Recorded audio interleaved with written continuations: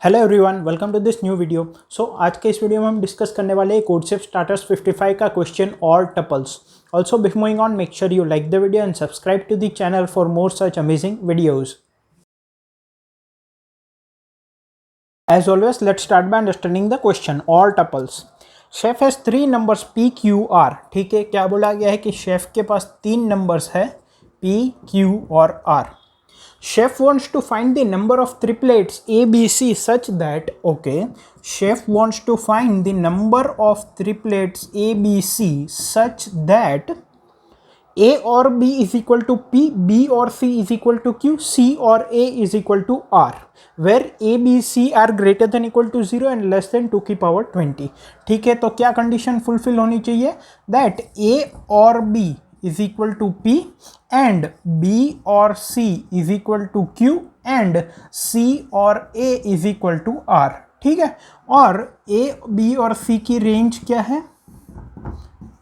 Greater than equal to 0 and less than 2 की power 20। Can you help chef? ठीक है, तो हमें basically 3 integer P Q R दिए गए हैं, हमें number of triplets A B C बतानी है सच दैट कि ये कंडीशन फुलफिल हो और ये इस रेंज में हो। इनपुट किस तरह से दिया गया है? इनपुट में फर्स्ट लाइन में है नंबर ऑफ टेस्ट केसेस और सभी टेस्ट केस में एक लाइन में 3 इंटीजर्स दिए गए हैं पी, क्यू और आर, और आउटपुट में हमें number of such A B C triplets बतानी है। कंस्ट्रेंट्स मैंने यहाँ पे लिख दी है। So I hope question clear. अब इसके कंसेप्ट पे मूव करते हैं। So before starting the concept part, I would like to tell you about Newton School's full stack development course, जिसमें कि आप एनरोल होकर एक रॉकस्टार डेवलपर बन सकते हैं and you can get a job anywhere between 5 LPA up to 40 LPA.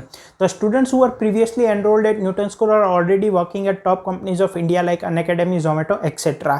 Also best part ये है कि यहाँ पे आफ्टर प्लेसमेंट प्रोग्राम है, विच मीन्स दैट जब तक आपको 5 LPA या उससे ज़्यादा का प्लेसमेंट नहीं मिल जाता तब तक आपको कोई भी फीस पे नहीं करनी है। So make sure you get registered yourself at Newton School by the link which is given there in the description. Now talking about the concept part, हमें यहाँ पे number of triplets A B C बतानी है such that A और B is equal to P होना चाहिए, B और C is equal to Q होना चाहिए, C और A is equal to R होना चाहिए। ठीक है, और P, Q और R हमें इनपुट में दिए गए हैं। अब एक बात समझो, एक तरीका हो सकता है ब्रूट फोर्स की A, B और C की जो रेंज है 0 से लेकर 2 की पावर 20 तक, वो हम तीनों ए बी और सी के लिए इंडिविजुअली फोर लूप लगाए, मतलब कि 3 फोर लूप हो गए और तीनों की हर एक पॉसिबल वैल्यू ले और हर एक बार चेक करें कि ये एक्सप्रेशन करेक्ट है कि नहीं। अगर है तो आंसर प्लस प्लस कर दे। वो कितना टाइम लेगा? 3 for loop of the size 2 की पावर 20। सो इट इज 2 की पावर 20 इंटू 2 की पावर 20 इंटू 2 की power 20 into number of test cases 10 की पावर 5, जो कि डेफिनेटली टाइम लिमिट एक्सिड दे देगा। तो यहाँ पे हमें कुछ लॉजिकली सोचना पड़ेगा। अब ये बिट मैनिपुलेशन का क्वेश्चन हो गया क्योंकि यहाँ पे बिट वाइज और आ गया, तो इसको हम कैसे सोच सकते हैं? हम बिट बाय बिट सोच सकते हैं। जैसे कि यहाँ पे हाईएस्ट वैल्यू 2 की पावर 20 है, 2 की power 20 -1 to be more precise, क्योंकि यहाँ पे इक्वल टू नहीं है। तो 0 से लेकर 19th बिट, टोटल 20 बिट्स जितने नंबर हो सकते हैं। Now what we can do is, हम ए बी और सी इन तीनों का कॉम्बिनेशन हम देख सकते हैं कि हर एक बिट पोजीशन पे कितनी पॉसिबिलिटीज है। फॉर एग्जांपल, अगर मैं ith बिट की बात करूं तो ए बी और सी के लिए 8 पॉसिबिलिटीज हो सकती है। ith बिट ए के लिए 0 हो, बी के लिए 0 हो, सी के लिए 0 हो, या तो फिर इन दोनों के लिए 0 हो, इसके लिए 1 हो and so on. Total 8 possibilities हो सकती है क्योंकि 3 नंबर्स है। तो ith बिट का कॉम्बिनेशन टोटल 2 की पावर 3, ठीक है, क्योंकि एक पोजीशन पे 2 वैल्यूज आ सकती है, 0 और 1, और 3 नंबर्स है, ए की ith बिट, बी की ith बिट और सी की ith बिट। तो 8 पॉसिबिलिटी हो सकती है मैक्सिमम। इन 8 में से कितनी ऐसी वैलिड पॉसिबिलिटीज है जो कि इस कंडीशन को सेटिस्फाई करे? अगर हम ये देख ले तो हमें हर एक बिट पे कितनी पॉसिबिलिटीज है वो मिल जाएगा। उन सबको हम मल्टीप्लाई कर देंगे तो हमें हमारा आंसर मिल जाएगा कि टोटल कितने कॉम्बिनेशंस हो सकते हैं।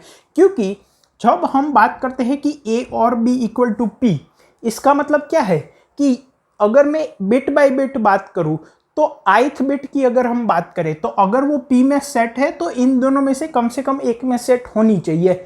अगर P में सेट नहीं है तो इन दोनों में ith बिट 0 होनी चाहिए। ठीक है, तो ऐसा हम बिट बाय बिट सोचेंगे। तो अब अगर हम ऐसा सोचें तो एक बात समझो, पहले हमें यह भी देखना पड़ेगा कि P, Q और R के लिए ith बिट का क्या कॉम्बिनेशन हो सकता है। ये 0 हो सकता है, ये 1 हो सकता है, ये 0 0 1 हो सकता है, ये 0 1 0 हो सकता है। मतलब कि 0 का मतलब ith बिट P में सेट नहीं है, 1 का मतलब कि ith बिट उसमें सेट है। या तो फिर 1 0 0 हो सकता है, या तो फिर 0 1 1 हो सकता है, या 1 0 1 हो सकता है, या 1 1 0 हो सकता है, या तो 1 1 1 हो सकता है। 8 पॉसिबिलिटीज हो गई, ये 4 और ये 4 8। अब एक बात समझो, अगर P में भी ith बिट 0 है, Q में भी ith बिट 0 है, R में भी ith बिट 0 है, इसका मतलब A और B में भी ith बिट 0 है, B और C में भी ith बिट 0 है क्योंकि Q में 0 है, C और A में भी ith बिट 0 है क्योंकि R में 0 है। तो इसके रिस्पेक्ट में ith बिट के लिए हमें सिर्फ एक ही कॉम्बिनेशन मिलेगा कि A में भी ith बिट 0 रखो। अगर मैं AI लिखूँ तो लेट्स से BI भी 0 होनी चाहिए और CI भी 0 होनी चाहिए। एक ही कॉम्बिनेशन पॉसिबल है, तीनों में से एक भी 1 नहीं होना चाहिए, वरना यहाँ पे कहीं 1 हो जाएगा। अब इसकी बात करते हैं, अब बाकी केसेस भी देख लेंगे। Will start with the simple cases. ये 1 है, इसका मतलब A और B 1 है, इसका मतलब A या B दोनों में से कम एक 1 होना चाहिए। ये B और ये 1 है, मतलब कि B और C 1 है, मतलब कि B और C दोनों में से कम एक में 1 होना चाहिए। ये 1 है, इसका मतलब C और A 1 है, मतलब C और A दोनों में से किसी एक में 1 होना चाहिए कम से कम। इसका मतलब मुझे तीनों 1 चाहिए। तो अगर A और B दो 1 है और C 0 है ith बिट के लिए तो चल जाएगा, क्योंकि A और B दोनों में 1 है तो ये 1 हो जाएगा, ये भी 1 हो जाएगा और ये भी 1 हो जाएगा, क्योंकि यहाँ पे A है, यहाँ पे B है और है। तो अगर ये 0 है, ये 1 है, फिर भी 1 देगा। B और C में होगा और B और C में ith बिट सेट है, A में नहीं है, फिर भी काम चल जाएगा। C और A में ith बिट सेट है, B में नहीं है तो भी चल जाएगा। और अगर तीनों की तीनों में सेट है फिर भी काम चल जाएगा। सो बेसिकली यहाँ पे 4 कॉम्बिनेशंस पॉसिबल होंगे, that is AI equal to 1, BI equal to 1, CI equal to 0, ये पहला कॉम्बिनेशन। दूसरा AI equal to 1, BI equal to 0, CI equal to 1। तीसरा AI equal to 0, BI equal to 1, CI equal to 1। चौथा AI equal to 1, BI equal to 1, CI equal to 1। ठीक है, तो अगर ith bit में तीनों में 1 है तो टोटल यहाँ पे 4 पॉसिबिलिटीज है। ठीक है, यहाँ पे सिर्फ एक ही पॉसिबिलिटी है। अब बाकी केसेस की बात कर लो, जैसे कि ये है P 0 है, मतलब A और B दोनों में ith बिट 0 होनी चाहिए। इस केस की हम बात कर रहे थे, राइट। फिर Q में ith बिट 1 है, मतलब B और C दोनों में से एक में 1 होनी चाहिए, लेकिन क्योंकि P में ith बिट 0 है तो A और B दोनों 0 होंगे, मतलब B भी 0 होगा। लेकिन Q में हमें 1 चाहिए, मतलब कि C में ith बिट सेट होनी चाहिए। C और A भी 1 होना चाहिए, A 0 है, C 1 है, हो गया। मतलब एक ही कॉम्बिनेशन बना, क्या AI equal to 0, BI equal to 0, CI equals to 1। A और B 0, B और C 1, C और A B 1। तो यहाँ पे एक ही कॉम्बिनेशन बना। सिमिलरली इसकी बात करो, B और C दोनों में ith बिट 0 होनी चाहिए क्योंकि ये 0 है। A और B दोनों में से एक 1 होनी चाहिए, लेकिन B 0 है तो A में 1 होनी चाहिए। सिमिलरली यहाँ पे C 0 है, A में 1 होनी चाहिए। इसका मतलब यहाँ पे एक ही कॉम्बिनेशन है, AI equal to 1, BI equal to 0, CI equal to 0, एक ही कॉम्बिनेशन है। इसकी बात करें तो आपको समझ में आ ही गया होगा, एक केस जो बचा है वो AI 0, BI 1, CI 0। ठीक है, एक ही पॉसिबिलिटी होगी। अब बात कर लेते हैं इन 3 केस की। इसका मतलब है कि A और B 0 है, मतलब कि AI भी 0 है। हम किसकी बात कर रहे हैं, 0 0 1 की। P में 0, Q में 0 और R में 1।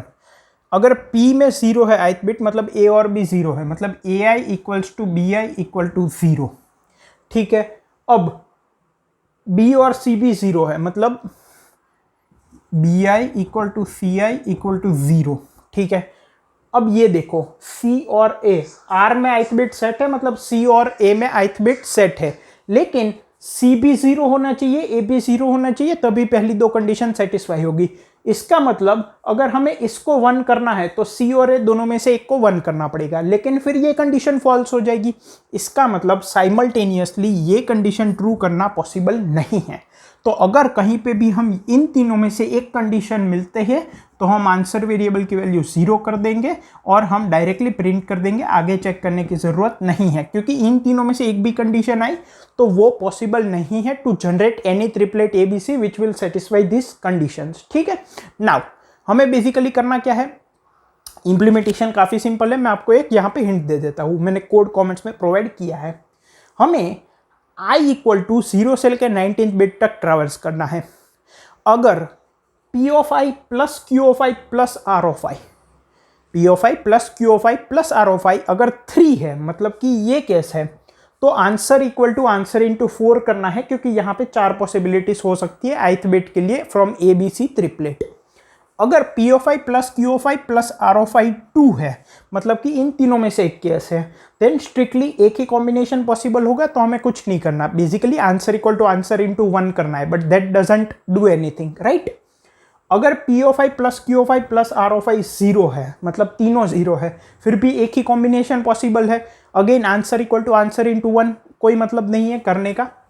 अगर P of I plus Q of I plus R of I 1 है, मतलब इन तीनों में से एक केस है, तो वो पॉसिबल नहीं होगा, हम आंसर की वैल्यू को 0 कर देंगे, आगे की बिट्स के लिए चेक करने की जरूरत नहीं है और ब्रेक कर देंगे। ठीक है, इनिशियली बिफोर स्टार्टिंग हम आंसर वेरिएबल की वैल्यू 1 रखेंगे। क्यों?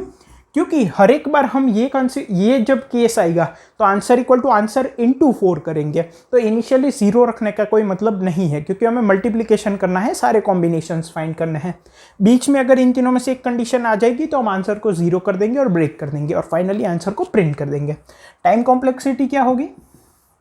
टाइम कॉम्प्लेक्सिटी होगी, हम 20 बिट्स पे वर्क कर रहे हैं, ठीक है, तो it would be 20 into number of test cases, जो कि गिवन टाइम लिमिट में इजीली हो जाएगा। Basically big O of number of test cases, ये हम कांस्टेंट टाइम मान सकते हैं as compare to the value of the test cases.